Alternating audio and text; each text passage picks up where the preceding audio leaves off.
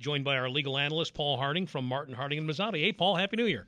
Good morning, Chuck. Happy New Year to you guys. Kelly, hi. Hi. Hey, a couple of quick things. We're going to get to a really wild case involving a sperm donor. Real quickly, though, if there is a quick answer, I want to ask you about this Putnam County clerk who is refusing to give to a newspaper gun permit ownership information. Now, regardless of how you stand on the issue, it looks as if the newspaper has every right to that information, right? Can the clerk successfully fight this thing?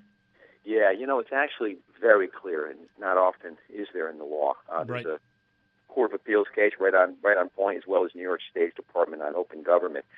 He has to give out those names of the folks who hold those permits in his county, and as soon as they go to court to ask for it, the court's going to sign an order demanding that he do that. Now, I did check over the weekend. There's some legislation happening in Albany right now being looked at to try to curtail that. But under the current law, that information goes out to the newspaper.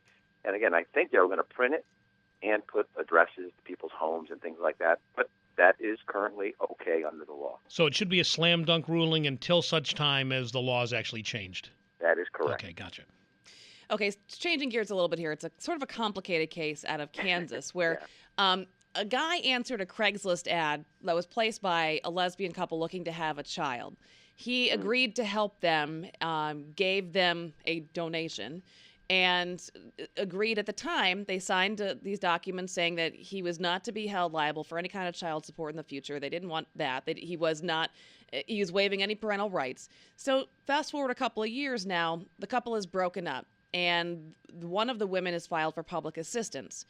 And she's not going after child support from the father, but the state is now. They're saying, why should we have to pay benefits to you when there's a biological father out there?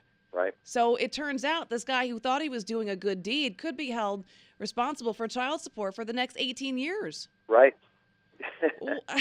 Yeah, less clear, but there's a statute on the books in Kansas that says there's a way to do this. You do it through a licensed group, a licensed physician, and once if you do it that way, then you're not going to be held this. They did a private agreement saying that we're going to donate the sperm. This is how it's going to work for child support issues. We're not going to come after you. We're not going to do all that stuff.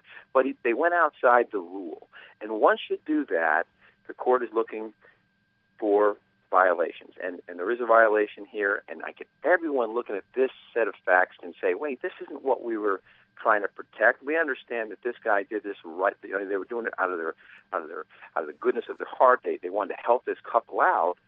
But of course, the abuses would be the other way, right? Someone goes ahead and does this and just doesn't want to have this responsibility, and therefore they do their own private agreement. Or I'm not going to pay child support to you for this. Where does it stop?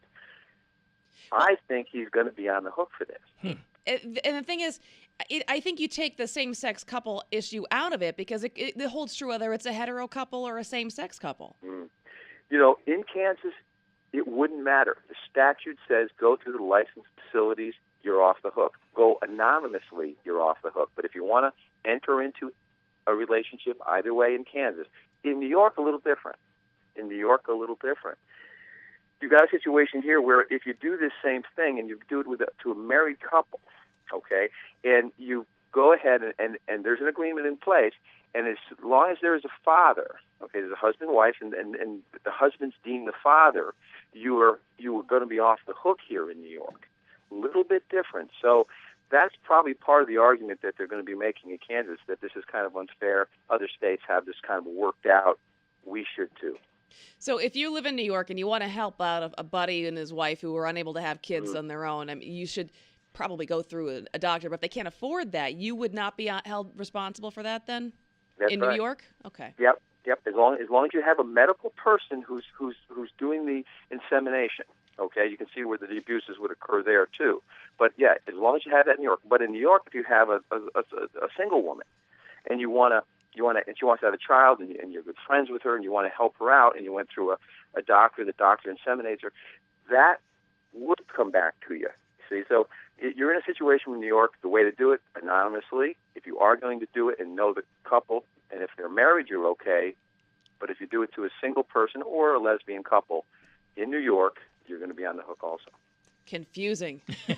Yeah, I But was you did confused, clarify a yeah. lot for us, though. I hope so. Yeah. Thanks, Paul. WGY legal analyst Paul Harding of Martin, Harding & Mazzotti, 1-800-LAW-1010.